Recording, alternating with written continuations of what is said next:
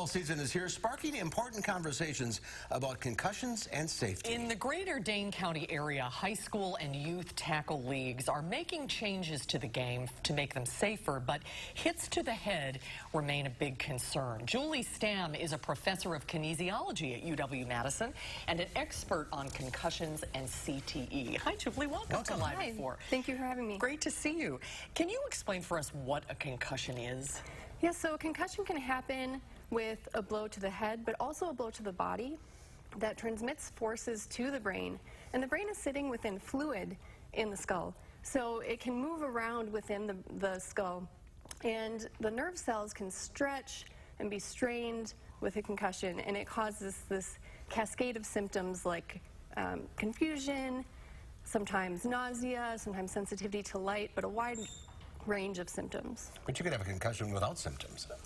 So you can have a concussion a concussion is when you have symptoms. Okay. But we can have subconcussive hits, and those subconcussive hits are still damaging the brain, but they happen without symptoms. I've heard it described as if you hit your head, it's almost like a pickle in a pickle jar, that the pickle jiggles a little bit. Is that essentially what's happening? Yeah, kind of like that, sitting in that fluid. I've also heard it like an egg yolk within an egg, that it's sitting within this fluid and it can jostle around within the skull, within that fluid. Okay. But concussions aren't the only concern here. I mean, repeated hits to the head can cause problems too, especially young heads. Absolutely. So we have repeated hits to the head that can cause changes in the brain. So we've seen changes in various parts of the brain just over one season, even in people who haven't had a concussion.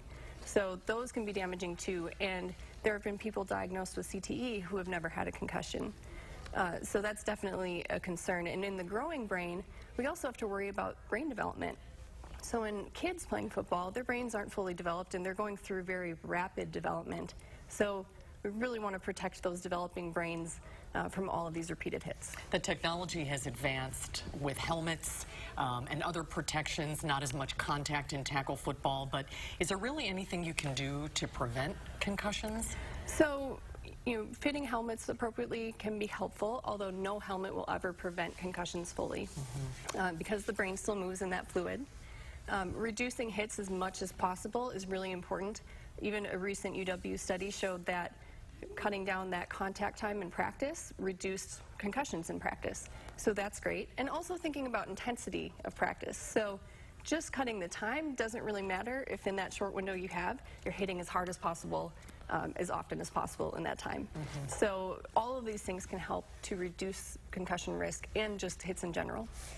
But the sports are important for kids. I mean, you can't say don't play football, don't and play it's sports. Not just football. Right, it's soccer and a lot of other sports. Yeah, definitely. And we hear a lot about football because those hits are inherent to the game. But concussions can happen in a variety of sports, even just playing in your backyard, right? So it's great for parents to be aware of concussion symptoms. And it's important to manage appropriately in any sport. And sports are so important for kids. There's so many great benefits like teamwork and leadership and confidence and the health benefits, and I could go on and on.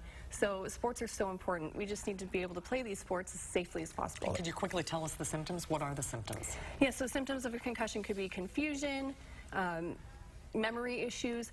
Loss of consciousness is not required. Actually, only a small percentage of concussions have loss of consciousness. But nausea, sensitivity to light and noise, even emotional symptoms, like if they're erratic, emotionally erratic or just not themselves, and also sleep disturbances can be a symptom. Just be aware and play safely, as you say. Absolutely. Thanks for being with us today. Great to see you, Julie. Thank you so much. For coming in.